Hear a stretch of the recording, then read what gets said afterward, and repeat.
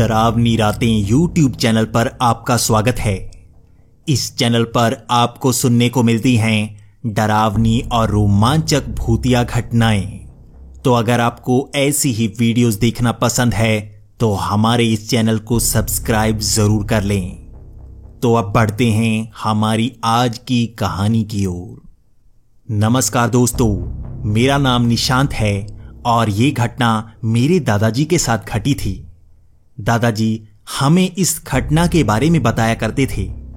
मेरे दादाजी यूपी के एक बहुत बड़े ठेकेदार थे।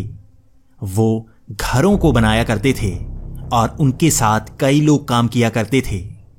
दादाजी ने यहां पर कई घर बनाए थे और उन्हें कई नए कॉन्ट्रैक्ट आए दिन मिला करते थे। और इसी तरह दादाजी को एक बार एक गांव के पास ही घर का कॉन्ट्रैक्ट मिला था। ये घर खेत के काफी पास था और ये बहुत बड़ा घर होने वाला था। दादाजी घर बनवाने के साथ साथ उसकी रखवाली भी किया करते थे, इसीलिए उन्हें वहीं पर सोना पड़ता था। इस बार भी दादाजी कुछ ऐसा ही करने वाले थे और दादाजी दादी जी को भी अपने ही साथ ले गए थे। उनके ही साथ वहां पर कई मजदूरों ने भी छोटे छोटे घर बना लिए थे। ये छोटे से टेंट होते थे और इसी तरह से वहां पर जितने भी लोग काम करते वो अपने छोटे छोटे टेंट में रहते।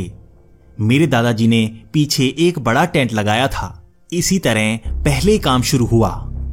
चारों तरफ से नींव का काम शुरू हुआ। इसी तरह वहां पर मिट्टी उठाई गई और वहां पर नींव भरी गई। नींव हमेशा की तरह मेरे दादाजी ही भरते। वो पहले ईंट रखा करते थे और यहां पर भी उन्होंने ऐसा ही किया था। लेकिन उस रात उनके साथ कुछ अजीब सा होने लगा। ये वही रात थी जिस रात उन्होंने वहां पर नींव भरी थी।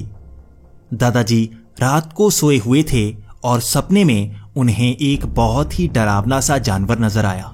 दादाजी नींद में ही उठकर चिल्लाने लगे थे। वहां आसपास के लोग भी अब आ चुके थे और वो भी जानना चाहते थे कि वहां हुआ क्या है, और दादाजी ने सबको ये बता दिया। इसके बाद सब अपने अपने टेंट में चले गए, लेकिन दादाजी बहुत ज्यादा हैरान थे। इससे पहले वो सपने में इतना ज्यादा नहीं डरे थे और वो तो दादी जी को कह रहे थे कि वो जानवर जैसे असली था, सब कुछ असली सा नजर आ रहा था। इसके बाद दादाजी की सेहत धीरे धीरे बहुत ज्यादा बिगड़ने लगी थी। जैसे जैसे वहां पर घर का काम आगे बढ़ता जा रहा था, दादाजी की सेहत बहुत ज्यादा खराब होती जा रही थी। दादी को भी समझ नहीं आ रहा था कि दादाजी की सेहत इतनी ज्यादा खराब कैसे होती जा रही है। ज्यादातर दादाजी का शरीर दुखा करता और वो लेटे ही रहते। इसी तरह उनकी सेहत इतनी ज्यादा खराब होने लगी थी कि वो वहीं पर एक चारपाई पर लेटे रहते और कराहते रहते। वो यही कहते कि उनकी पीठ बहुत ज्यादा दुखती रहती है। वहां पर काम करने वाले कई मजदूर ये भी कह चुके थे कि किसी ने उन पर काला जादू किया है, लेकिन दादाजी इस बात पर यकीन नहीं करते थे। लेकिन वहां पास के गांव के लोग भी एक बार घर को देखने आए और वो भी कहने लगे कि आप इस घर को कैसे बना रहे हैं, क्या आपके साथ कुछ हुआ नहीं? ये बात सुनकर दादाजी बहुत ज्यादा चौंक चुके थे और दादाजी ने भी उनसे पूछताछ शुरू कर दी। तब उन लोगों ने बताया कि ये जमीन बहुत ही पुरानी है और यहां पर पहले कब्रिस्तान हुआ करता था। इस पर यहां के बहुत बड़े गुंडे ने कब्जा कर लिया और अब वही यहां पर घर बनाने की कोशिश कर रहा है। इस बात को उसने सबसे छिपाया है और आपको भी इसीलिए गांव आने से मना किया होगा। दादाजी भी समझ चुके थे कि यहां पर क्या हुआ है।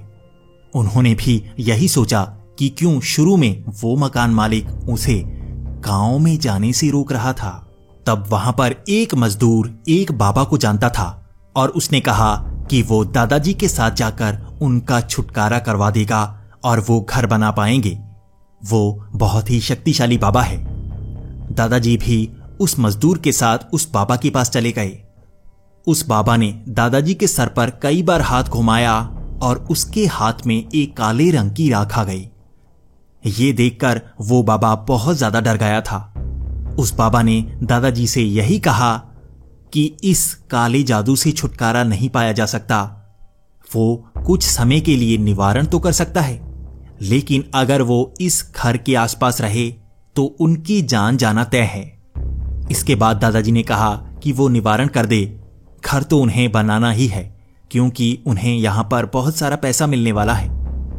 वहां पर निवारण करवाकर दादाजी वहीं वापस आ गए।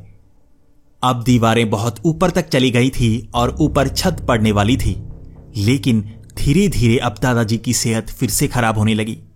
लेकिन अब दादाजी की सेहत पहले से ज्यादा खराब थी। दादाजी को खून की उल्टियां आने लगी। तब दादी बहुत ज्यादा गुस्सा होने लगी। वो कहने लगी कि उन्हें ये घर छोड़ना ही होगा।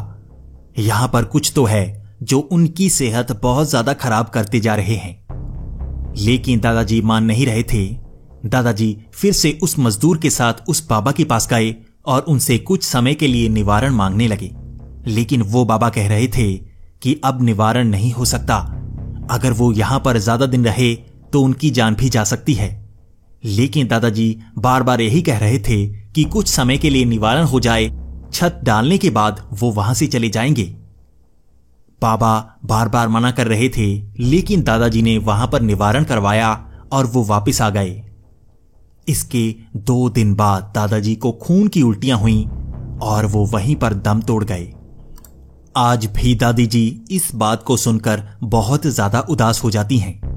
दादी जी यही कहती हैं कि तुम्हारे दादा बहुत ज्यादा अड़ियल हुआ करते थे। अगर उस बार वो बात मान लेते तो उनकी जान नहीं जाती। उस समय मेरे पिताजी 10 साल के थे और मेरे बुआ जी 15 साल की थीं।